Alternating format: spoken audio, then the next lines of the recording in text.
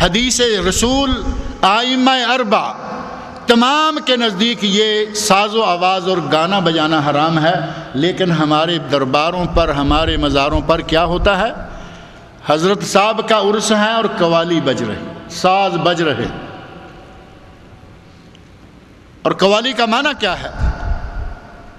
عربی علاقہ ہے، عربی ملک ہے، آپ کو یہ معلوم ہوگا کہ قال یقول قائل کا معنی کہنے والا، قال یقول قائل کہنے والا، اور قوال اس کا مبالغہ کا صیغہ ہے جس کا معنی ہے زیادہ بک بک کرنے والا۔ یہ لغوی معنی ہے قوالی کا، جو زیادہ بکے وہ بڑا قوال۔ اور قوالوں کی قوالیاں کیا ہوتی ہیں؟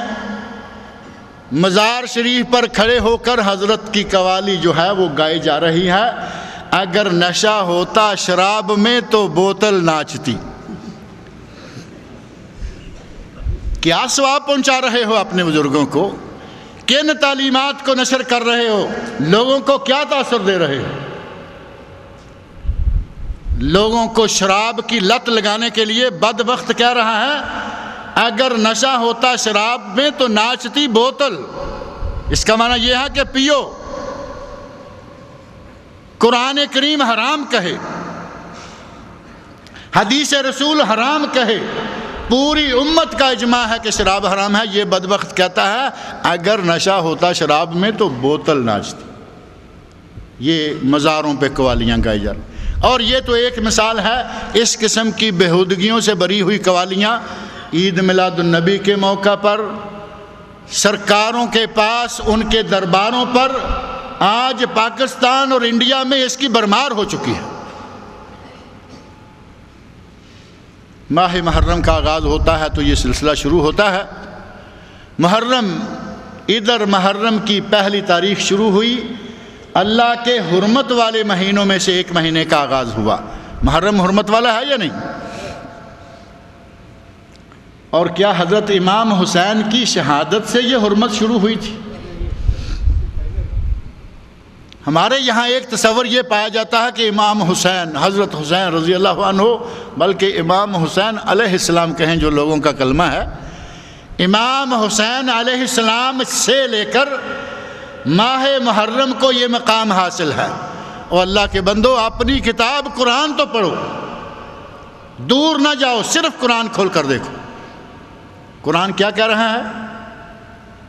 سورہ توبہ، ان عدت الشہور عند اللہ 12 شہرا فی کتاب اللہ یوم خلق السماوات والارض۔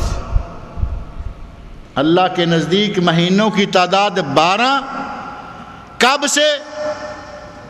امام حسین رضی اللہ عنہ سے لے کر نہیں، نبی صلی اللہ علیہ وسلم سے لے کر نہیں، بلکہ یوم خلق السماوات والارض، تب سے جب سے اللہ رب العزت نے زمین و آسمان بنائے،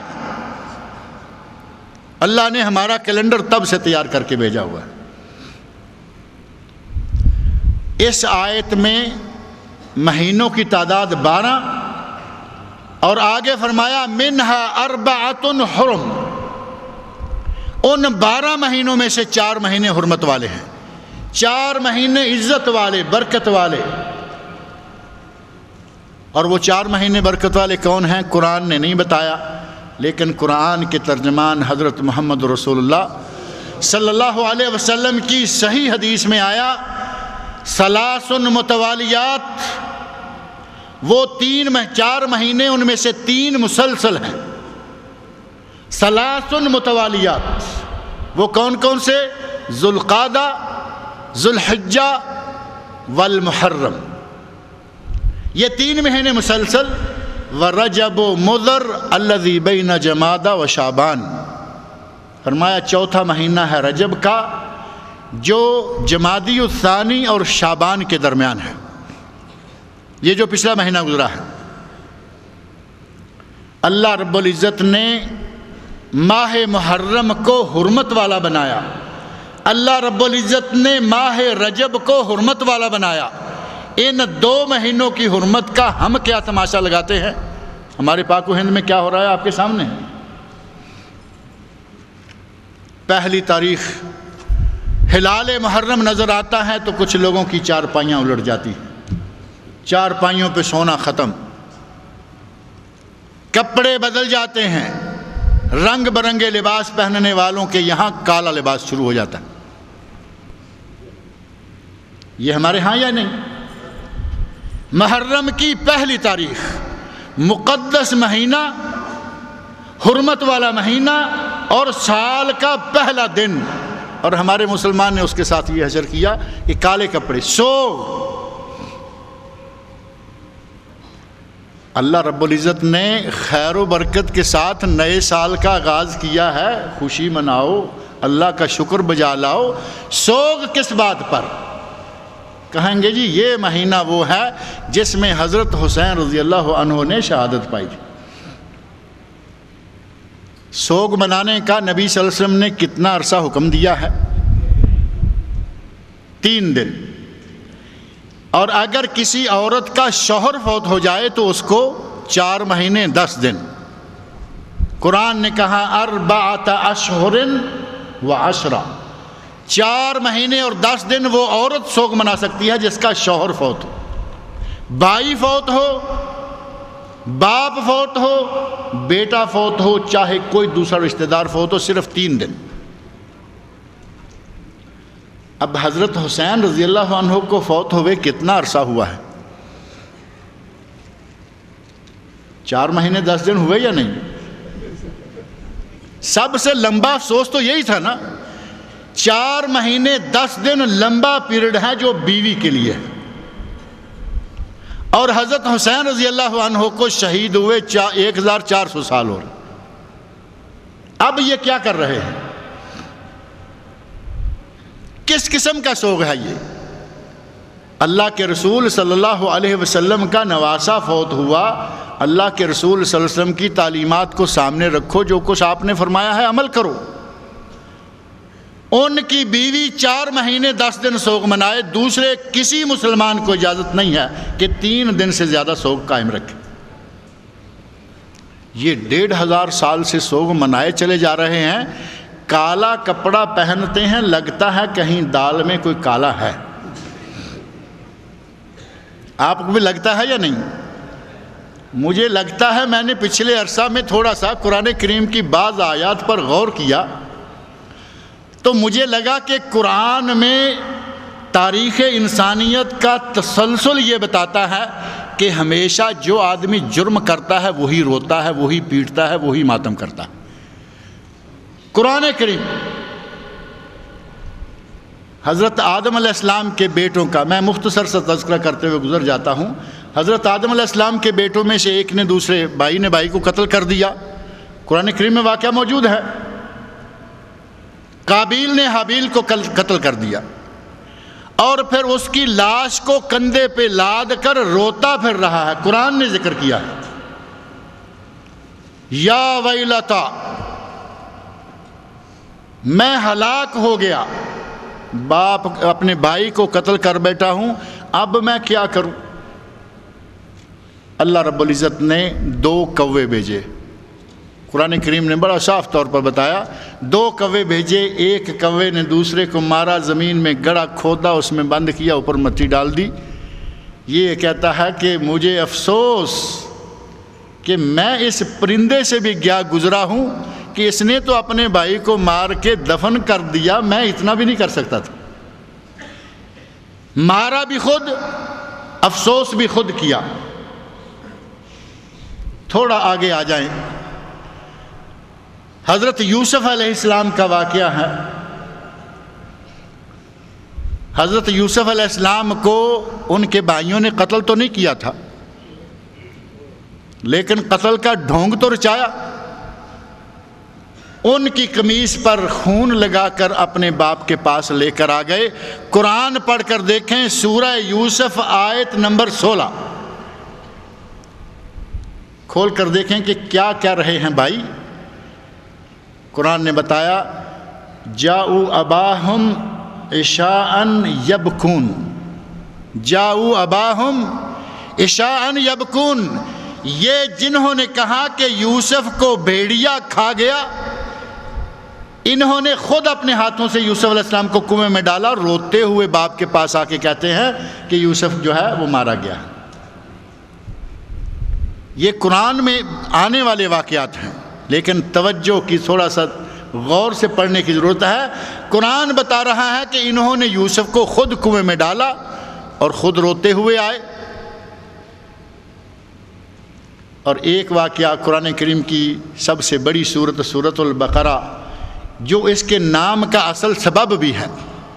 بقرہ کا معنی گائے،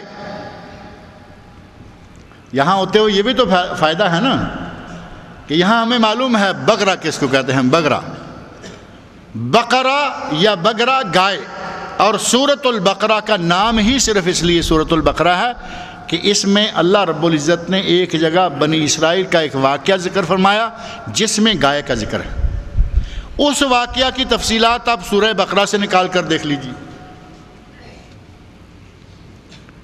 اس واقعہ میں بھتیجے نے اپنے چچے کو قتل کیا،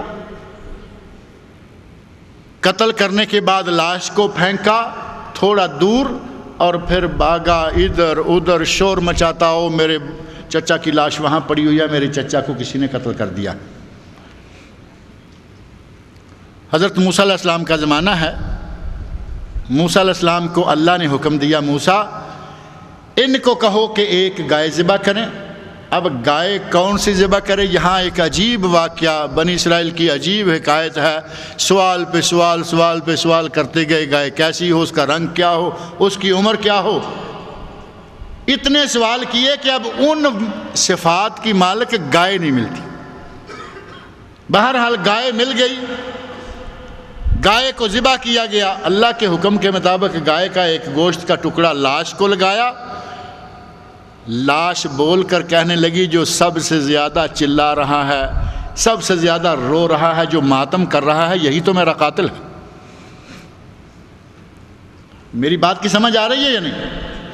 قرآن کریم کے واقعات ہیں کہ جس نے قتل کیا وہی رو رہا ہے، وہی ماتم کر رہا ہے، جس نے کنویں میں ڈالا وہی ماتم کر رہا ہے۔ سب سے انسانیت کا پہلا قتل جس نے قتل کیا وہی چلا رہا۔ میں نے اس لیے کہا کہ یہ کالے کپڑے پہن لیتے ہیں، یہاں دال میں کالا ہے۔ دراصل یہی کون ہے؟ ڈر آتا نا کچھ کہتے ہوئے۔ دراصل یہی وہ لوگ ہیں جنہوں نے حضرت حسین رضی اللہ عنہ کو کوفہ میں طلب کیا اور ان کا ساتھ چھوڑ دیا، اور حضرت حسین رضی اللہ عنہ کی ان کی بے وفائیوں کے نتیجہ میں شہید کیے گئے۔ دو حرفی سی بات۔ اب جب خود مروایا ہے، اپنے ہاتھوں مروایا یا قتل کیا ہے، تو اب ان کو افسوس ہے جس پہ یہ پیٹتے ہیں۔ اور اگر نبی صلی اللہ علیہ وسلم کی تعلیمات پر جائیں تو خود مروایا ہو یا نہ مروایا ہو، اس طرح پیٹنے کا جواز جو ہے وہ شریعت میں نہیں ملتا۔ نبی اکرم صلی اللہ علیہ وسلم کی ایک حدیث ہے، من لطم الخدود وشق الجیوب ودعا بدعوی الجاہلیہ لیس منا۔ جس نے اپنے گالوں کو پیٹا، اپنے گریبان کو پھاڑا، جس نے بین کیا، وہ مسلمانوں میں سے نہیں۔ حدیث میں دو ٹوک فیصلہ موجود ہے۔ اب یہ کس کھاتے میں آتے ہیں اب آپ جانیں اور آپ کا کام جانیں۔ اب یہ تو وہ لوگ ہیں جن کو اپنے کیے پر افسوس ہے، اپنے کیے پر پچھتا رہے ہیں۔ میں پوچھتا ہوں آپ سے کہ آج کل پاکستان اور انڈیا میں ان کی نسبت اہل سنت کے جلوس بڑے نکل رہے ہیں محرم میں، اس کی کیا وجہ ہے؟ شیعہ